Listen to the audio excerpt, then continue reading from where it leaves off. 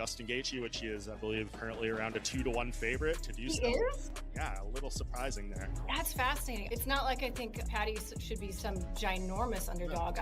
But that number being so far the other way does surprise me. That's pretty crazy. Yeah, it does. Then I look at the stuff on Justice Insider. I don't know if you saw that thing about the ingrown hair, the staph infection. That's one thing. Trevor Whitman just did an interview with Brett Okamoto at ESPN, basically saying like, this is it for us. If we don't win this, we're not sticking around for money fight. I kind of worry for where Justin Gaethje's mind is at, because he was going to hold out and retire if he didn't get a fight like this either. I just think Justin is so experienced, so violent. He brings an element that none of Paddy's past opponents has had. That being said, there are times where, I think there'd be a lot of opportunities for Paddy to get a submission. So that's what makes it Paddy Pimblett has stirred things up after saying the best striker he trains with in the gym is actually better than Justin Gaethje. That one comment has poured extra fuel on a fight people were already talking about non-stop, and now the hype feels even louder.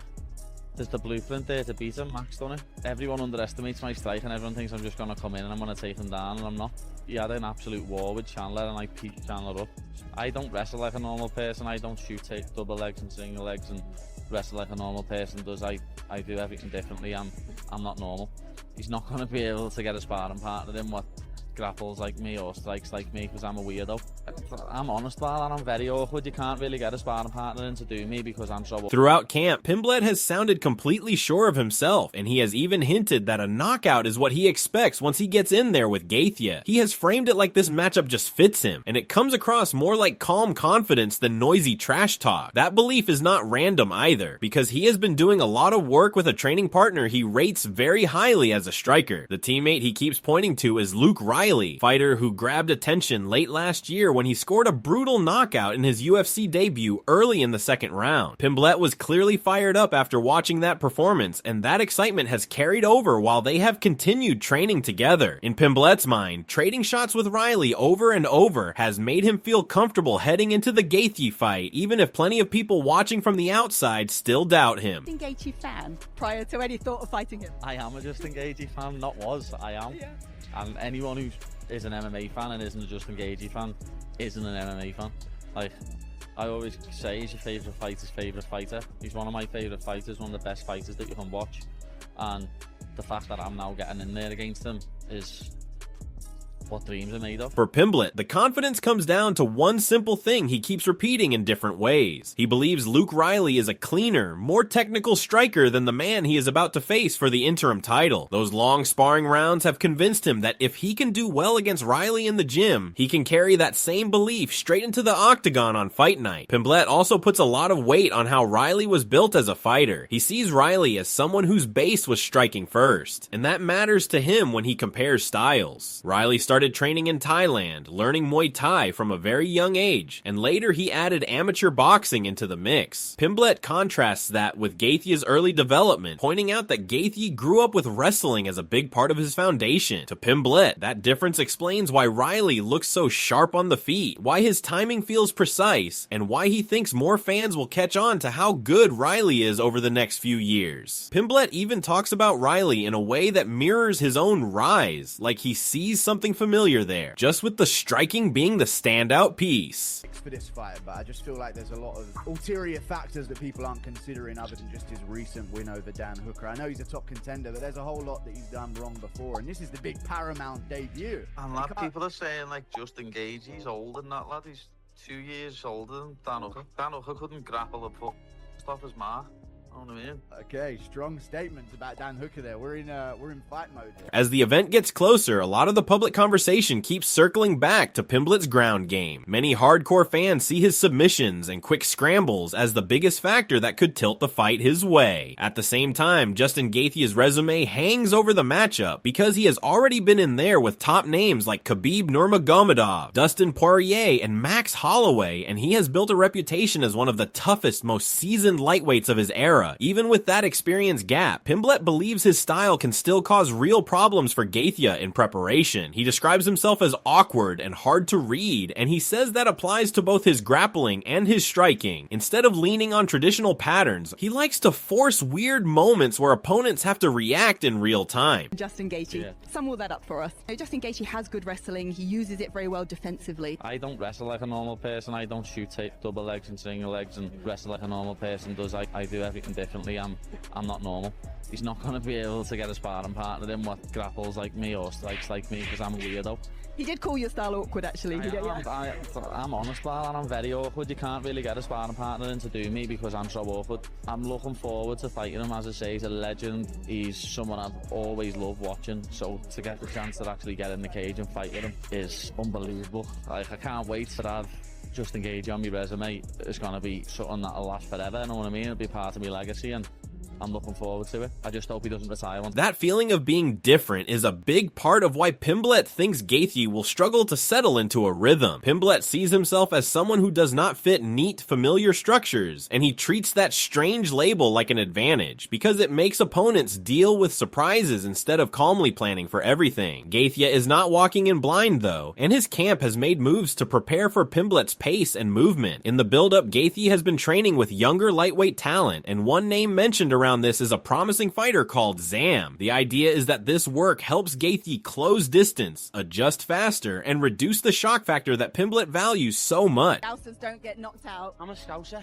We don't get knocked out. What do you say to that? Yeah, we'll see. I will try to test that theory. Have you allowed yourself to think ahead to once you win, if you get the win, Ilya? Nope, I've said it before, I don't ever plan on being alive after the fight, so if that's how it ends, that's how it Pimblett has talked about his training and kept things light in his own way, but Gaethje has taken a darker, more intense tone when he speaks about this fight. He has said he will hold nothing back, and he has even gone as far as saying he does not expect to be standing after it's over. That mindset matches the all-or-nothing approach people have linked to his career for a long time. The stakes are high, with an interim lightweight title on the line at UFC 324 in Las Vegas. The interim belt came into the picture after Ilia Topuria withdrew for personal reasons. For Gaethje, this opportunity matters for the history books, because a win would make him the first fighter to capture an interim belt 2 times, which says a lot about both his persistence and the strange twists that have followed his path. The win for Justin Gaethje. We all know Justin Gaethje. I know personally his calf kick is devastating and changes the tide of every single fight. So on a guy like Paddy Pimblett, this might even be the size difference. Paddy is going to be damn near 200 pounds the night of the fight. I don't think it's going to be this drastic. Will's probably about, what, 220? Sure. About 220. And right now I'm probably 200, so that's a 20-pound difference. But I think the keys to Justin's victory, this is one of the main keys, is being able to use this calf kick effectively. So if me and Will are lined up here, the main thing I want Justin to be able to do is I want him to be able to jab and slap and put Paddy Pimblett, put his weight on this leg. I want him to constantly be putting his weight on this leg.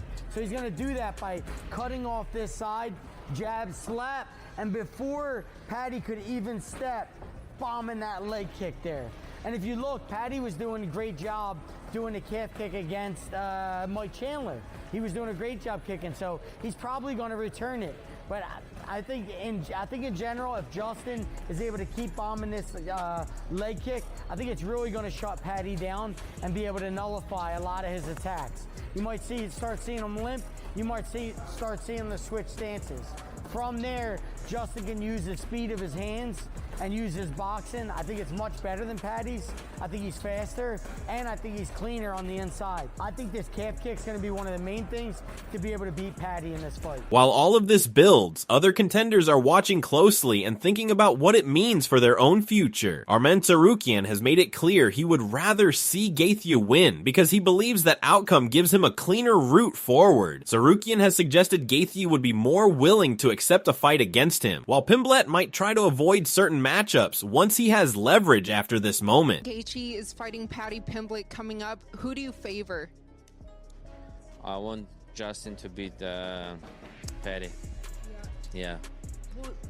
Because that Justin, he's gonna fight with me, but Paddy, if Paddy wins, he's gonna try to avoid me and try and not to fight me because he's not man like Michael Chandler has also weighed in, and his perspective stands out because he has shared the cage with both men. After Pimblett stopped Chandler in April 2025, Chandler admitted the British fighter has more skill than many people give him credit for. Even with that respect, when Chandler was pressed for a straight prediction, he leaned toward Gaethje, pointing to Gaethje's experience and his well-rounded ability. Chandler's view is that Gaethje presents a kind of test Pimblett has not faced yet, a different level of pressure and danger compared to what Pimblett has dealt with so far. Chandler also threw out the idea that Gaethje could eventually unify the belts later by beating Topuria, and in the same breath, he still gave Topuria praise as a top-level fighter. Paddy, what do you think it looks like?